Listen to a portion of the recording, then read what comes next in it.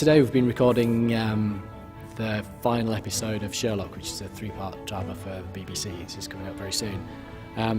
My role today, I've co-composed the music with David Arnold. The two of us write together on various different projects, and I was also conducting the orchestra too. And it's very much a team sport in so many different ways, recording, whether it's to picture or recording a production album. And it is the bit that I absolutely love. We're always really tired when we get to this stage because everybody's been up all night for days and days.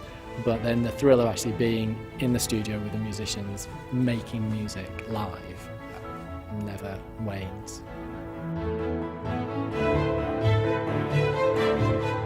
My first memory of music was really because I started as a trumpet player when I was a kid. And there was something about sitting on the top of the orchestra with a tune along, which I really, really liked. And it's funny because then after I'd been through university and done lots of studying and things, I came back around to the idea that the tune and what the top line was doing is just so key, really, really important. And so now I'm very lucky because I get to work with so many amazing musicians that transports you back to being 7, starting to practice, and now you can hear these amazing musicians play your work, which is, it's thrilling really.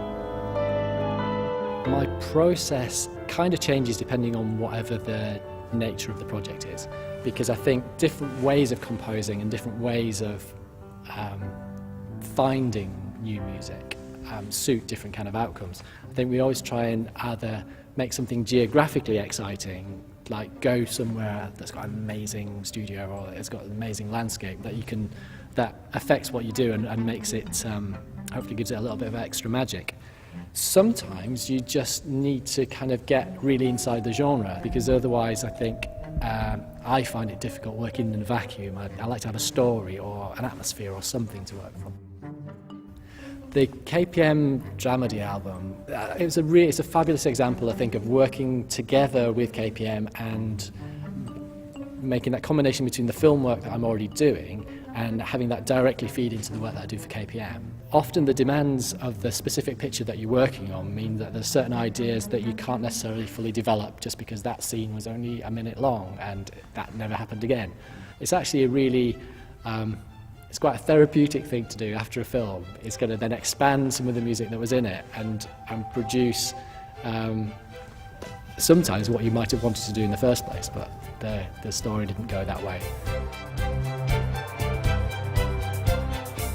The sense of excitement for what I do and what we all do as a team on sessions, no, it never goes. It really never does. Even in the really late nights and a lot of sitting in front of computers, which is what a lot of us do these days. Absolutely not. You walk into the studio and there's just something about the performance that just lifts you every time. And I think if it stops being like this, if I stop getting that little tingle on the back of my neck when I walk into the studio, then I should go and do something else, because it is supposed to be about excitement, and it's supposed to be hopefully about you being able to create that in your music and with the players, and then that comes through, I think, in your tracks and in your music.